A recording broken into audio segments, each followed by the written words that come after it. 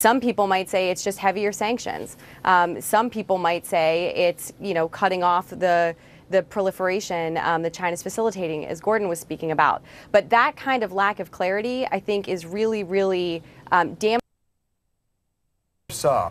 It's part of a brief stop in Poland before the president heads to the G20 summit in Germany.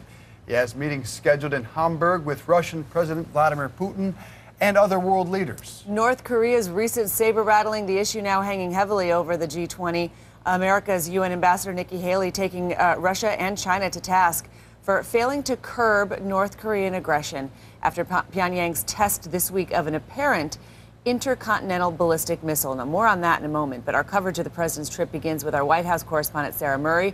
She is live in Warsaw. And Sarah, we've seen some excerpts of the speech the president's going to prepare later today. What are we expecting in terms of this press conference? It will be a press conference, we're told, from those podiums?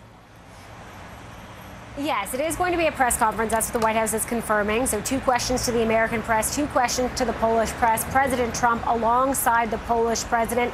Now, later on today, after this press conference, President Trump will also be delivering remarks in Warsaw. He's expected to reaffirm the importance of the U.S. and Polish alliance. There'll also be a little bit of talk about protecting their borders. That's something that he has had in common with the Polish president, who is more conservative, who has ideals that are aligned perhaps more closely with President Trump than he did with President Obama. So this is maybe the cheeriest, the warmest reception President Trump is going to get on what is a very high-stakes diplomatic trip. Later on today, he heads to Germany. There he's going to be meeting with German Chancellor Angela Merkel. They have, of course, had a frosty relationship and one that does not appear poised to improve, particularly after President Trump announced the U.S. would be withdrawing from the Paris Climate Accord. Now, all of this, of course, comes before President Trump's highly anticipated meeting with Russian President Vladimir Putin. It's the first time they'll be meeting face-to-face, the first time they get to size each other up. President Trump's advisors have been preparing All right, Sarah, we're going to, there we go. Thank you so much for that preview. This press conference is beginning with the Polish and the American president. So let's listen. Welcome to Warsaw, welcome to Poland. The President of the United States of America, Mr. Donald Trump. I am delighted with this visit in Warsaw, which is one of the first international visits paid by Mr. President Trump. This visit stresses our bond and the high quality of the alliance between Poland and the United States. It also demonstrates that we are and that we mutually assess each other as loyal partners, as those who cooperate on many different areas, including the area of security within NATO alliance. And today, this was one of the topics of our discussion that we had during our tete-a-tete meeting with Mr. President, followed by a plenary session of our 2 delegations. We talked about the presence of American soldiers in Poland. We talked about strengthening security of our part of Europe, including the eastern flank of NATO. We discussed generally the security situation in this part of Europe. Apart from that, we mentioned the situation in Ukraine. We talked about the upcoming Zapad 17 military exercise, which will take place in Belarus. We also talked about contracts connected with the modernization of the Polish armed forces. We discussed the already entered into agreement between Poland and the United States on purchasing Patriot missiles. So we discussed the implementation of the Wisła program. We also discussed the implementation of another program codenamed Homar. We discussed about all the things that will be implemented in the next few years as regards strengthening the security of Poland. Ladies and gentlemen, I am delighted. After these conversations, I have a feeling that the United States is thinking very seriously, and Mr. President Donald Trump is thinking very seriously about Poland's security.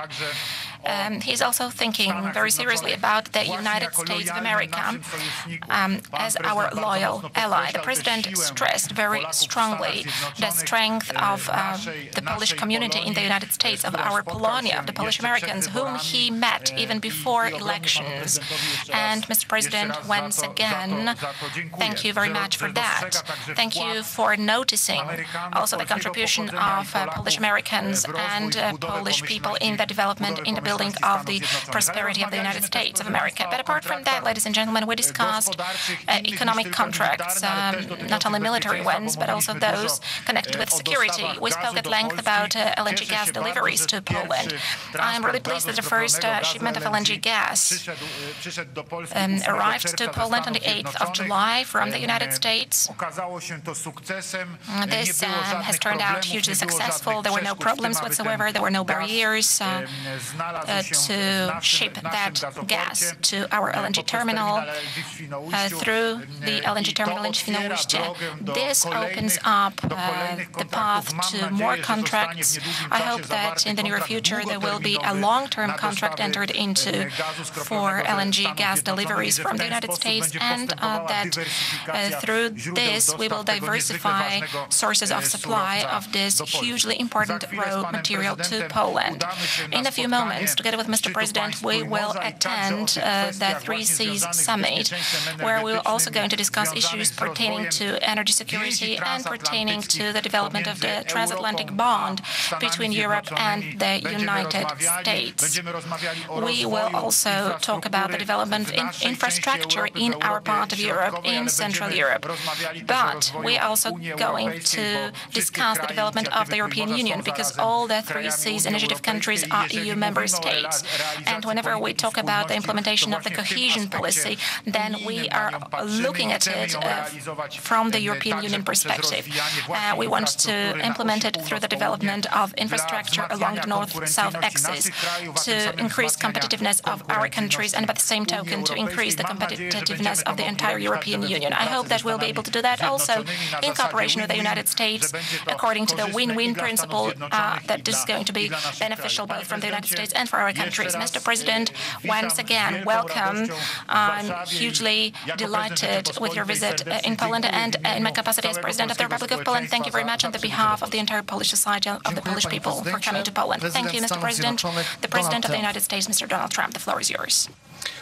Well, thank you very much, President Duda, and for your really gracious hospitality. We've had a wonderful stay. It's been quick, but the people of Poland have been so fantastic. And as you know, Polish Americans came out in droves. They voted in the last election, and I was very happy with that result. So I just want to thank you, and I want to thank them. It's a true honor to be here in Poland. It's a majestic nation. It really is. It's a spectacular place, some of the most beautiful sights that we just saw coming over, really very inspirational. You're rich in history, and you have absolutely an unbreakable spirit. That's something we've learned for over the course of many years. The President and I concluded a productive meeting in which we reaffirmed our enduring bonds of friendship and have united our citizens for a long time. But we've never been closer to Poland, I think, than we are right now. Poland is not only a great friend, but a truly important ally and a partner with respect to our military. We've had great cooperations with Poland. We fought shoulder to shoulder in many different encounters. Particularly grateful for the active role Poland has taken in helping to defeat ISIS, where we've made tremendous strides, tremendous gains, which you'll be hearing about over the next period of time, and other terrorist organizations. Poland's been right there with us by training Iraqi special forces and flying reconnaissance missions. And just about any time we requested, they were there. Brave Polish soldiers have fought and worked side by side with Americans in Iraq and Afghanistan, and on behalf of all Americans, I want to salute you. I want to thank you. Very, very special people. I also want to thank the Polish people for their kindness to more than 5,000 American troops that are stationed in your country. Our strong alliance with Poland and NATO remains critical to deterring conflict and ensuring that war between great powers never again ravages Europe, and that the world will be a safer and better place. America is committed to maintaining peace and security in Central and Eastern Europe. We're working with Poland in response to Russia's actions and destabilizing behavior. And we're grateful for the example Poland has set for every member of the NATO alliance by being one of the few nations that actually meets its financial obligations. As you know, I've been pretty hard on some of the members of NATO for not, and the money is pouring in, I can tell you. I was criticized, Mr. President, but I can also say that the people at NATO aren't criticizing me. They're very happy. The money has been pouring in the last year, far greater than it ever would have been. It is past time for all countries and all countries in the NATO alliance to get going and to get up to their obligations. But I can say that Poland has been right there, and you will even exceed that number, and I appreciate that very much, and so do a lot of other countries. During our meeting, I congratulated President Duda on Poland's recent election to the United Nations Security Council. We also discussed our mutual commitment to safeguarding the values at the heart of our alliance: freedom, sovereignty, and the rule of law. Poland joins the Security Council at a very critical time. It's a critical time, frankly, for the world, because you see what's going on. Not only must we secure our nations from the threat of terrorism, but we must also confront the threat from North Korea. And that's what it is. It's a threat. And we will confront it very strongly. President Duda and I call on all nations to confront this global threat and publicly demonstrate to North Korea that there are consequences for their very, very bad behavior. We also discussed the ongoing humanitarian catastrophe in Syria and the need to defeat ISIS and other terrorist groups where they control territory and populations. We have fought very hard and very powerfully against ISIS since I've been president, and we've made tremendous gains, far greater than has ever been made with respect to that group. While the cities of Raqqa and Mosul will soon be liberated from these murderers, criminals, and butchers, we recognize that Syria requires a political solution that does not advance Iran's destructive agenda and does not allow terrorist organizations to return. We also reaffirm that any nation that values human life can never tolerate the use of chemical weapons, and we won't tolerate it either. Finally, we agreed to work to expand commerce between our countries. We strongly support the 3 Cs initiative, and America stands ready to help Poland and other European nations diversify their energy supplies so that you can never be held hostage to a single supplier, or as we sometimes call it, a monopoly. I'm pleased to report that the first shipment of American liquefied natural gas arrived in Poland last month, and there'll be many more coming. Maybe we can get your price up a little bit, but that's okay. He's a tough negotiator. We look forward to making the economic ties between the United States and Poland even stronger through trading relationships, and that is a balanced and reciprocal one. We want reciprocal trade relationships. We don't have too many of them. I said before that the United States has made some of the worst trade deals ever in history. That's going to change. That's going to change. The friendship between our peoples dates all the way back to the American Revolution. It's a long time. I look forward to speaking more about these enduring bonds of faith and freedom when I address the entire Polish nation in just a little while. I hear we have a big crowd, Mr. President. It's going to be a big, I think they're showing up for you, not for me, right? We're going to have a big crowd. That's what the word is. So, President Duda, thank you again for welcoming Melania and myself to your beloved homeland. Together, we can make the partnership between our 2 nations stronger than ever before. Special people, special place, and it's an honor to be here. Thank you. Thank you very much. Dziękuję, panie prezydencie. Teraz mamy czas na pytania po 2 z każdej Now we have time to take 4 questions, 2 from each side. Let us start with a guest from the United States. ze Stanów Zjednoczonych jest jakieś pytanie? Is there any question from the US side? To może pan prezydent. David?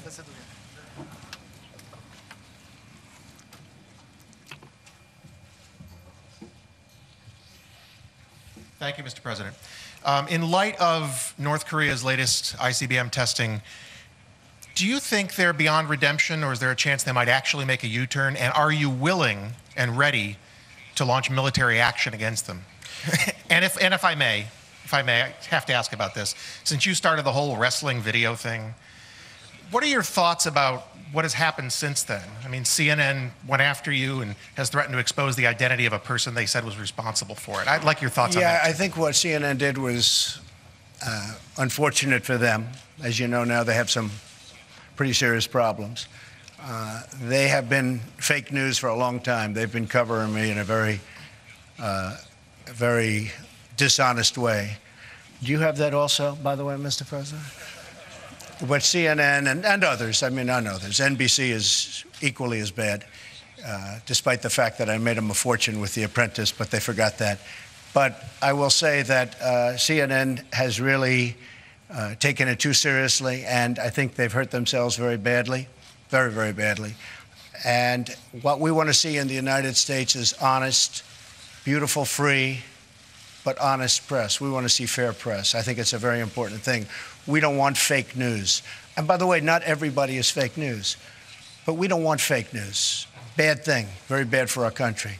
As far as North Korea is concerned, I don't know. We'll see what happens. I don't like to talk about what I have planned, but I have some pretty severe things that we're thinking about. That doesn't mean we're going to do them. I don't draw red lines. President Obama drew a red line, and I was the one that made it look a little bit better than it was, but that could have been done a lot sooner, and you wouldn't have had the same situation that you have right now in Syria. That was a big mistake. But I think we'll just take a look at what happens over the coming weeks and months with respect to North Korea. It's a shame that they're behaving this way, but they are behaving in a very, very dangerous manner, and something will have to be done about it. Thank you. Thank you, David. And Mr. President, since we're speaking about press freedoms, your party has significantly clamped down on press freedoms in the last year and now appears to be weakening the power of the national courts as well. Do you think that people who live in other modern democracies, including some Americans, are wrong to criticize you for limiting which reporters can cover the parliament? Szanowny Panie, odpowiadając na to pytanie. So to respond to your question, sir, Ład medialny jest rzeczą niezwykle media istotną order i oczywiście, is a very significant thing indeed. And when we look at the situation in the United States, when we look at the situation in Poland, in every case you can see a lot of pathologies. I can give you an example of one of Polish magazines which compared two TV channels of two different broadcasters. And as an example, one of those broadcasters did not report about my visit to Croatia, the visit of the President of the Republic of Poland to Croatia, a very important one, which was preparing the Three Seas Summit, because this broadcaster does not really like me as the President of Poland, so I'm permanently criticized by that broadcaster. But I believe this is just the reality. This is the right of the media. In Poland, we've got an absolute liberty and freedom of the media. Problems were there during previous governments. Also, when the former president was in office, when one of the magazines, the Wprost magazine, was visited by special services in order to take away recordings which were compromising for the politicians of the previous ruling party. So that was when the freedom was under threat. But now we have got absolute freedom of the media. We do respect the freedom of the media. We do take care of the interests of the Republic of Poland and of Polish people. Thank you, Mr. President. Now the question from the Polish side. The first question, Polish television. One question, please. Miłosz Kuczek, I represent the Polish television. One question concerning energy, because both of you mentioned energy sector and the deliveries of LNG. So my first question goes to President Trump. In what time perspective do you think a permanent contract could be entered into to ensure LNG gas deliveries, American deliveries to Poland? And the question to President Duda. Could Poland become a certain hub for the transportation allocation of American gas, a hub to 3 Seas countries? A very fair question. I think we can enter a contract for LNG within the next 15 minutes. Do you have anybody available to negotiate? It will take about 15 minutes. You know, we're becoming a great exporter of energy. Very soon we'll be a very great exporter of energy, and we've taken a lot of unnecessary regulations out of our process, and we are doing things that we haven't been able to do for a long time. So we're blessed with great land. We didn't even know it 15 years ago in terms of what was underneath our feet, and certainly we have found out through technology that we are truly blessed to have this incredible wealth under our feet, and we are going to be an exporter of energy. It's already happening, and anytime you're ready, we can do additional contracts. We've already done the one, but we can do many additional contracts. Thank you. Szanowni Państwo, no, ja mogę odpowiedzieć tylko tak. Gentlemen, I can give you the following answer. It is not the President of the United States and the President of Poland who are going to sign the long-term contract for LNG gas deliveries to Poland. But the contract will be signed by companies, by a Polish company and an American company, and this is how it will be proceeded. What is most important, however, the most important thing is that there is green light given by the U.S.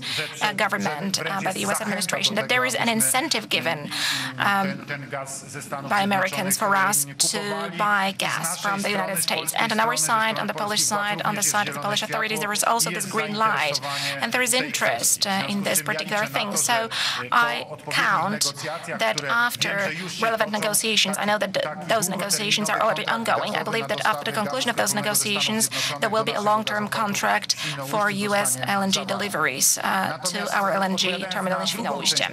And answering the second part of your question, can we become a hub through which gas, LNG gas, American gas will flow to Central Europe? I am convinced that the answer is yes. I'm convinced that the answer is yes, and today we're going to talk about this also under the framework of the 3 Seas initiative. This is also connected with the establishment of an energy corridor, of a gas corridor along the north-south axis, but also in the future this could ensure perhaps alternative supplies vis-à-vis Russian supplies, alternative supplies for Ukraine. This is of primary importance, and this is what we discussed today with Mr. President Trump. I'm convinced that the future is very rosy on this one, very bright, and the contracts will be entered into. And of course, we on our part, according to the needs, are going to develop our capacities as regards the reception of the LNG gas from the U.S. and from other directions.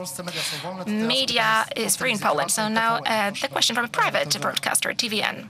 Mr. Vrona, thank you very much. A question to both presidents. You mentioned military cooperation. I would like to find out from both of you, presidents, whether during your exchange, were there any concrete guarantees extended concerning the presence of American troops in Poland as long as there is threat from the Russian side?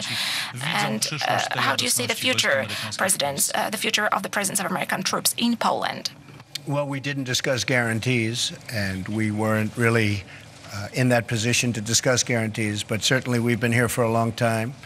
We have quite a few troops here, up to 5,000, and we will continue to do that, and we will continue to work with Poland, but we did not discuss guarantees, no. Panie redaktorze, rozmawialiśmy z panem prezydentem Well, sir, with Mr. President, the topic that we discussed first and foremost was the security situation that we have here. We discussed in the context of what is happening in our part of Europe, in the context of the Zapad 17 maneuvers, which we have already mentioned, and from that point of view, there is no doubt that the presence of American troops and NATO troops in Poland today is absolutely justified from this perspective. If we add to this the situation that we are seeing in Ukraine all the time, then it is absolutely clear. But we are going to discuss it further with Mr. President. We made an initial agreement to meet next year in the White House. We agreed that I will pay a visit to the United States next year. Of course, the details will be worked out later on, but that year is important both for us Poles and for the Polish Americans, because next year we're going to celebrate the centennial of Poland's regaining of independence. And I would like me, myself, and Mr. President to stress together the importance of that year, because this shows the contribution of the Polish people to the welfare of the United States over the last 100 years. And the last question, American media, very briefly, please, because the presidents have got to attend the First Summit in a minute. So perhaps Mr. President Trump is going to select the next journalist asking the question. Thank you, Mr. President. To you first, a two-part question, if I may. Will you once and for all, yes or no, definitively say that Russia interfered in the 2016 election? Well, I think it was Russia, and I think it could have been other people in other countries. Could have been a lot of people interfered. I said it very simply. I think it could very well have been Russia, but I think it could well have been other countries, and I won't be specific, but I think a lot of people interfere. I think it's been happening for a long time. It's been happening for many, many years. Now, the thing I have to mention is that Barack Obama, when he was president, found out about this in terms of if it were Russia, found out about it in August. Now, the election was in November. That's a lot of time. He did nothing about it. Why did he do nothing about it? He was told it was Russia by the CIA, as I understand it. It was well reported. And he did nothing about it. They say he choked. Well, I don't think he choked. I think what happened is he thought Hillary Clinton was going to win the election, and he said, let's not do anything about it. Had he thought the other way, he would have done something about it. So he was told in early August by presumably the CIA that Russia was trying to get involved or meddling pretty strongly with the election. He did nothing about it. The reason is he thought Hillary was going to win. And if he thought I was going to win, he would have done plenty about it. So that's the real question, is why did he do nothing from August all the way to November 8th? Why did he do nothing? His people said he choked. I don't think he choked. So the follow-ups for you on that, Mr. President, you again say you think it was Russia. Your intelligence agencies have been far more definitive. They say it was Russia. Why won't you agree with them and say it was? Well, I'll tell you, let me just start off by saying, I heard it was 17 agencies. I said, boy, that's a lot. Do we even have that many intelligence agencies, right? Let's check it. And we did some very heavy research. It turned out to be 3 or 4. It wasn't 17. And many of your compatriots had to change their reporting, and they had to apologize, and they had to correct. Now, with that being said, mistakes have been made. I agree. I think it was Russia, but I think it was probably other people and or countries, and I see nothing wrong with that statement. Nobody really knows. Nobody really knows for sure. I remember when I was sitting back listening about Iraq, weapons of mass destruction, how everybody was 100% sure that Iraq had weapons of mass destruction.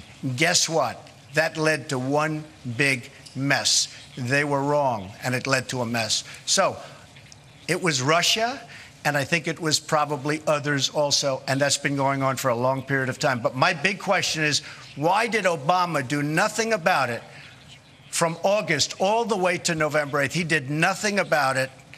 And it wasn't because he choked. And before I get to President Duda, you talk about being angry at President Obama, Mr. President. Thank you very much. About having anger. Thank you very much. We must go.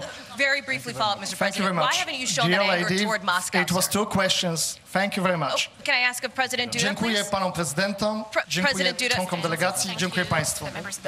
Thank you, ladies and gentlemen. Thank you, everybody, very much. All right. There you have a couple of questions to each president. President Trump was asked about the North Korean nuclear situation and whether North Korea is beyond redemption, and then sort of tossed a question about CNN and the wrestling meme that was posted on Twitter. And the Trump launched right into a tirade, a new attack against the media in general, CNN in particular. He even brought in NBC and said it is equally bad. He made them a fortune for The Apprentice, but I think they forgot about that, he said. So a new attack on the media. An attack, you just heard that attack against the previous president, Barack Obama, showing much more anger and energy in his attack of the president than against Russia for meddling in the American election. Well, you might say wildly erratic, because it felt like the lead of this was going to be when the president said we're working with Poland in response to Russia's actions and destabilizing behavior So it looked like the president was finally going to confront Russia on Russian meddling in our elections as well as many other situations. And then